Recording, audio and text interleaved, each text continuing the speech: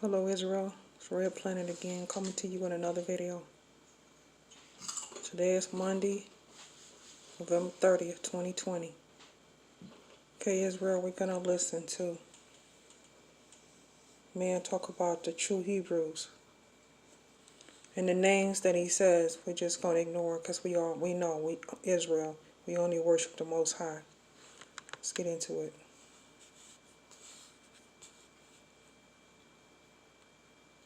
The Khazars in the Caucasus, Berber tribes in North Africa, and in the Himyarite kingdom of the Arabian Peninsula.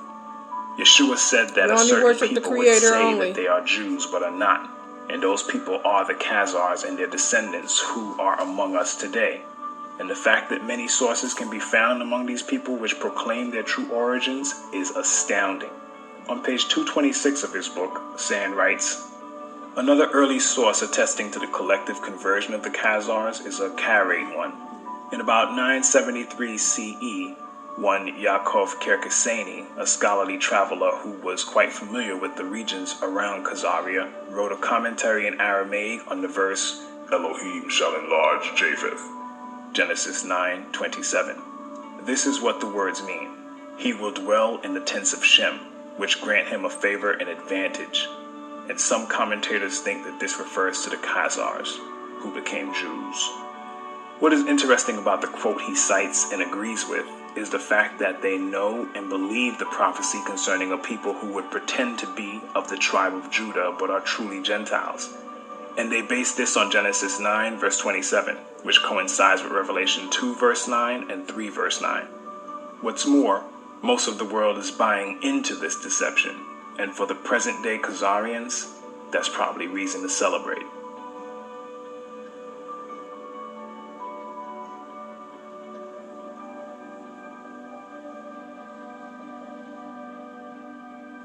But getting back to Arthur Koestler on this subject, he writes, the Jews of our times fall into two main divisions, Sephardim and Ashkenazim.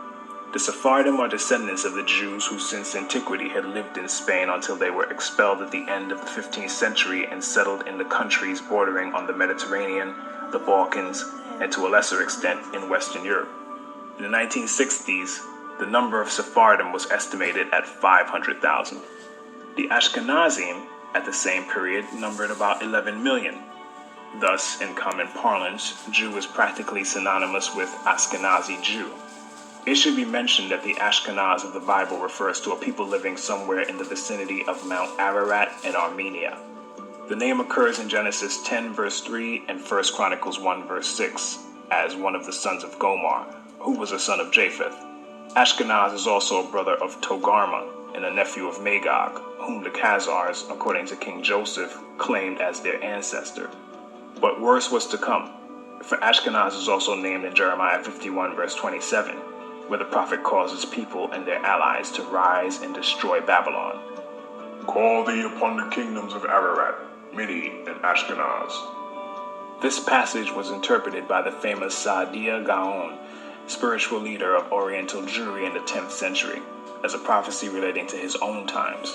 Babylon symbolized the Caliphate of Baghdad, and the Ashkenaz who were to attack it were either the Khazars themselves or some allied tribe.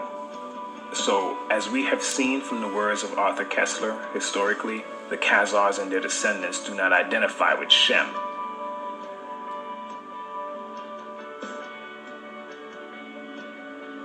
But rather, they identify with Japheth.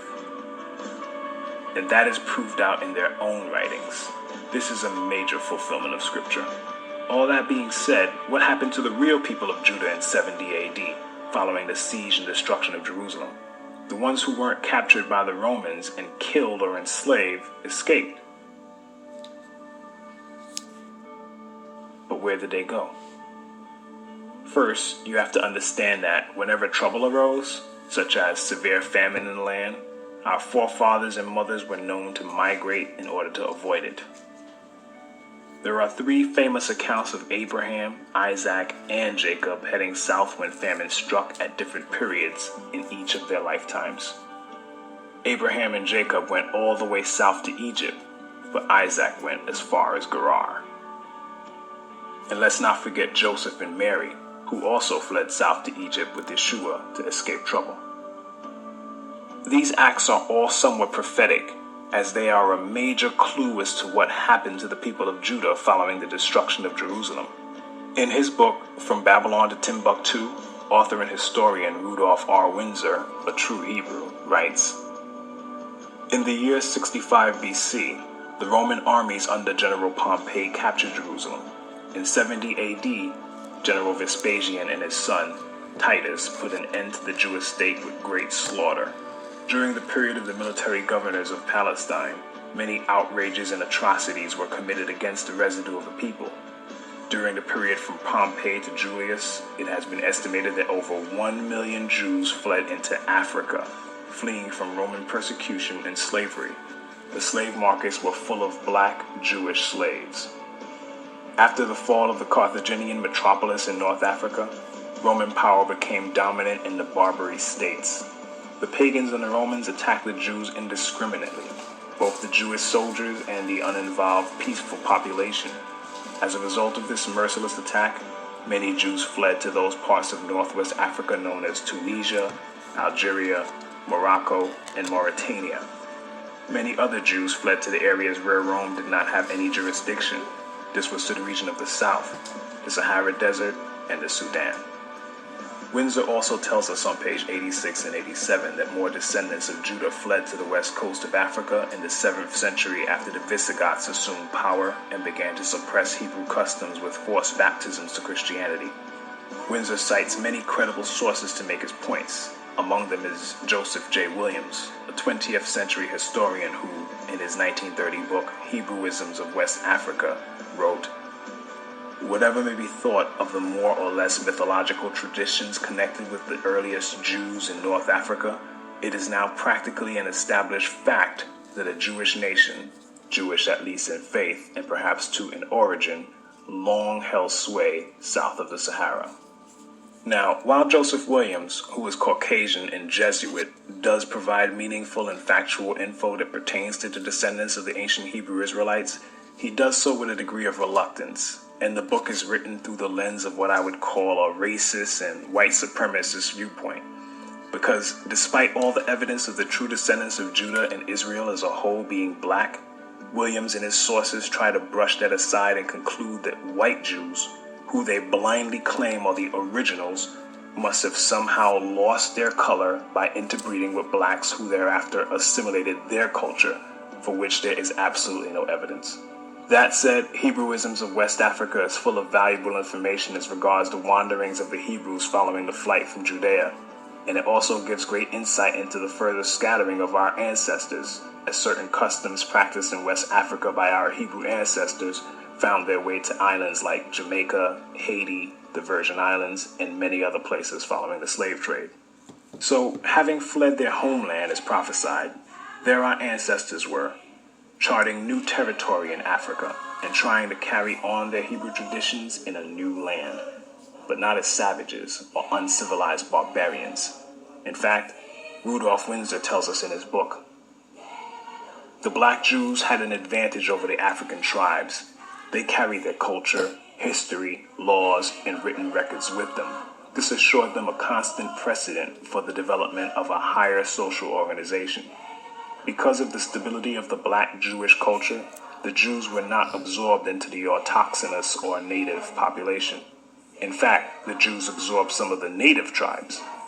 The Jews made use of every opportunity. They were an industrious and skillful people.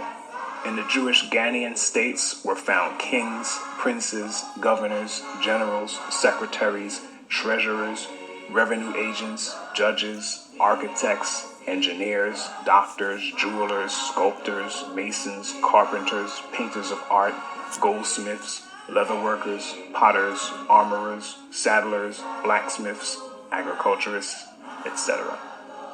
The survivors of the Roman siege of Jerusalem were able to flee that terror and carry on in a new land. But the relative peace our ancestors were afforded by escaping to Africa was broken by the Arab slave trade, which affected not only Hebrews, but men, women, and children from many other peoples that were usually of the lowest classes. The Eastern Arab slave trade, in particular, involved women and young girls, and a strict ratio of 2 women for each man was maintained. The Arab slave trade, as horrible as it was, eventually gave way to something much worse with the arrival of the Portuguese. Portugal broke from Arab rule somewhere between the 12th and 13th centuries and slowly rose to power. Because of this small European country, slavery would soon go from including people of lower classes from different ethnicities to being forced mainly on so-called blacks from the tribe of Judah. In the early 15th century, Portuguese shipbuilding in Lisbon and Porto adapted to the times, and the result was the caravel, a light and fast aerodynamic vessel that allowed Portuguese mariners to travel south along Africa's Atlantic coast in order to reach the gold-producing regions of sub-Saharan West Africa.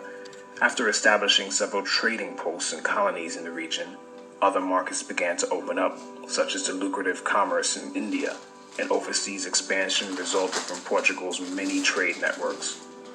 The Portuguese became heavily active in slave trading in Africa around 1445, after they discovered the Cape Verde Islands and settled there. Slavery was used to fuel their expanding empire, and slave trafficking became integral to their enterprise. When it became apparent that slavery was big business, a law had to be created to protect it. Thus, the sitting Pope, Pope Nicholas V, issued a papal bull, the strongest command of a pope, titled Romanos Pontifex, Latin for the Roman Pontiff. He issued the bull to King Alfonso V of Portugal on January 8, 1455, and it allowed the king to, and I quote, invade, search out, capture, vanquish, and subdue all Saracens and pagans whatsoever, and other enemies of Christ wheresoever placed, and the kingdoms, dukedoms, principalities, dominions, possessions, and all movable and immovable goods whatsoever held and possessed by them, and to reduce their persons to perpetual slavery. This was basically a license and go-ahead for King Alfonso, who alone was personally named in the papal bull, to send vessels to search out, capture, vanquish, subdue, and enslave Hebrews, particularly the people of Judah, whose existence, kingdom, and territory they were well aware of. The people of Judah were their primary concern, in fact, and they are the so-called Negroes who were rounded up and scattered throughout the 4 corners of the earth, just as Yeshua said they would be, back in Luke 21, verse 24. They will be killed by the sword or sent away as captives to all the nations of the world. And this also coincides with the curse of Deuteronomy 28, verse 64. For Yah will scatter you among all the nations, from one end of the earth to the other. When I say they were aware of who Judah was, I'm not conjecturing. Proof is in the record. If you do a Google search and type in a new and accurate map of Negro land, a list of results will pop up.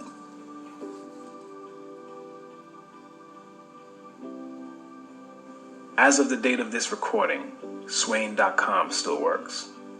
Click on it and a page will open up showing a 1747 map of West Africa by 18th century English map engraver Emmanuel Bowen. And then click on the image of the map itself. Move your mouse pointer to the area that is now present-day Ghana and click on it to enlarge the map.